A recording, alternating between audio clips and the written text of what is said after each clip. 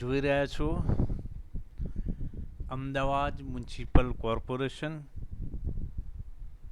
દ્વારા આમ જનતાની સેવામાં સ્વચ્છતા માટે ડોર ટુ ડોર કચરો ઉઠાવતી ગાડીઓ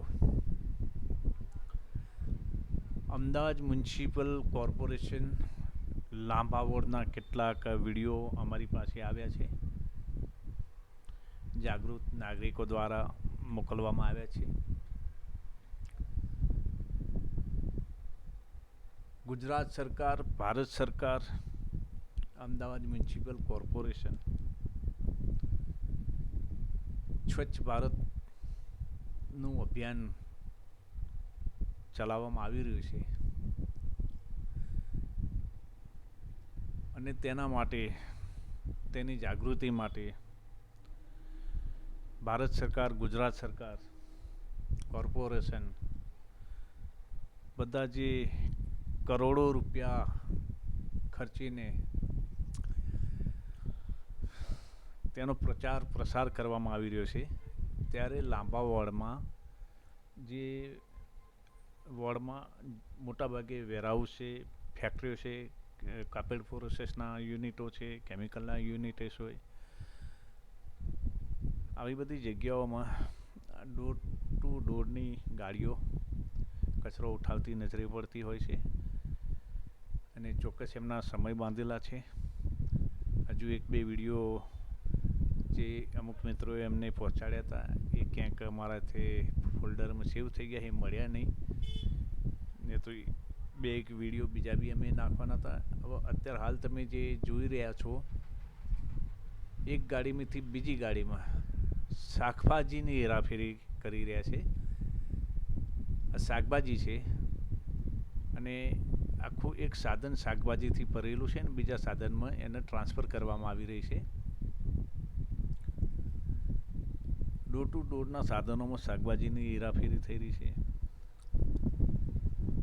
એસ્ટેટમાંથી કચરા ઉઠાવવામાં આવી રહ્યા છે, ફેક્ટરીના કચરાનો નિકાલ કરવામાં આવી રહ્યો છે અને આ બધું આજકાલનું નથી ચાલતું.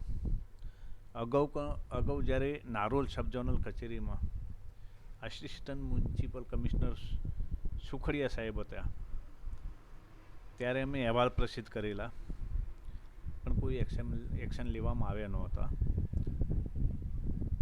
અને આ જે સાધનો છે સોલિડ વેસ્ટ સાથે સંકળાયેલા, સ્વચ્છતા અભિયાન સાથે સંકળાયેલા, એ જીપીએસ સિસ્ટમથી સજ્જ છે એવું કહેવામાં આવે છે. તો પછી આ સાધનો ક્યાં ફરે છે તેની રજીરજની માહિતી મ્યુનિસિપલ કોર્પોરેશન પાસે હોવી જોઈએ. સાધનોનો જે પ્રકારે ઉપયોગ થઈ રહ્યો છે, ફેક્ટરીઓના લાભાર્થે, વેરહાઉસો, એસ્ટેટોના લાભાર્થે, જે સાધન ચાલકો એમની પર્સનલ કમાણી કરી રહ્યા છે, આ સ્થિતિમાં આમ પણ આ વોર્ડમાં ઠેર ઠેર ગંદકી અને ગોબર ગંદો વોર્ડ છે. કોઈને કંઈ પડી છે નહીં, કોર્પોરેટરો હોય કે ધારાસભ્યો હોય. સ્વચ્છતા તો માત્ર કાગળ ઉપર જ છે. સ્વચ્છતા પાછળ આવતા બજેટો ક્યાં વપરાય છે આમ જનતાને ખ્યાલ જ નથી. પણ આ જે વિડીયો જોયા પછી અમદાવાદ મ્યુનિસિપલ કમિશનર આ દિશામાં શું એક્શન લે છે એ જોવું રહ્યું. અને સ્ટેન્ડિંગ કમિટીના ચેરમેન છે, મેયર છે, વિપક્ષના નેતા છે, આમાં શું પ્રતિક્રિયા આપે છે અને આ દિશામાં કોઈ એક્શન લે છે આ લોકો વિરુદ્ધ.